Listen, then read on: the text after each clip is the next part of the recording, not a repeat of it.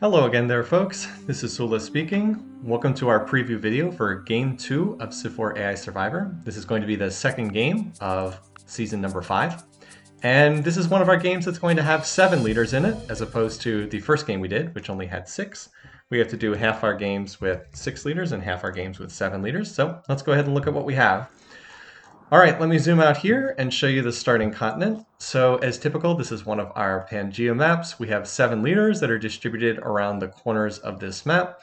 Let me go ahead and show you first the leader that we have from our pool 1. So we have 2 leaders that are seeded, leaders from pool 1 and leaders from pool 2, and then the rest are just random leaders.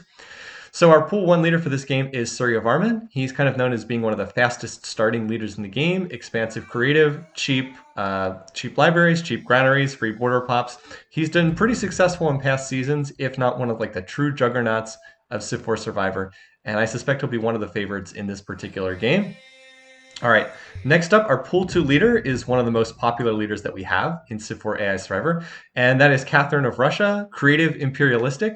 She is also extremely good at expanding, builds settlers quickly with imperialistic, gets the free border pops with creative, has had a lot of success in past seasons, but not in our most recent seasons, was kind of one of our best leaders in season 1 and 2, but then in season 3 and 4 didn't do that great. So it'll be fun to see what she manages in this one. One of the most demanding of AI personalities. Not the most aggressive, but one of the most demanding. Likes to demand things of the other leaders.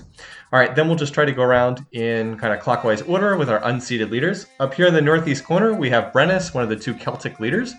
He is basically military plus religion. He is almost certainly going to found some kind of religion in this game since he is spiritual, and he starts with mysticism tech. Other leaders we have, I'll just keep going around in order. So over here we have Wang Khan, another financial leader. I believe the game's only financial leader here. Financial plus protective, game's best trait, game's worst trait. He is kind of infamous for trolling the other leaders. He has engaged in all sorts of bizarre behavior in past seasons, and he's one of the fan favorites. Looks like he's rolled a pretty good starting position here. Let's see if he can make use of some of the financial trait on those cottages. Over here in the southwest corner, we have Louie, one of the French leaders. Louie's big thing is he likes building wonders. He is one of the highest wonder trait AI leaders in the game. He also is pretty aggressive, and that's a pairing that doesn't work all that well. That said, though, he's got a pretty nice starting position. He's going to get the stone in his borders early because he is creative, he's creative industrious, and we'll see if that allows him to build wonders quickly. Also, the gems over here will probably make this a fairly popular start. Down here, another leader who is pretty peaceful. This is Roosevelt. He is industrious and organized. High peace weight leader, not likely to declare war, pretty pacifistic overall. He has the stone, so we'll see if that leads him to go into builder mode as far as wonders go. And then last but not least, or actually probably least, we have Sitting Bull, who is widely considered by our group to be the weakest AI leader in the game. Philosophical protective, he builds a lot of military, but he doesn't declare war. And so basically what he does is he just builds a large military and sits on it, and then it destroys his economy without doing a whole lot.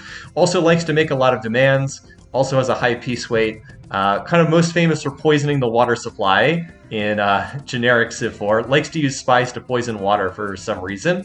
Not an effective AI leader overall. So that's the field that we have for this game.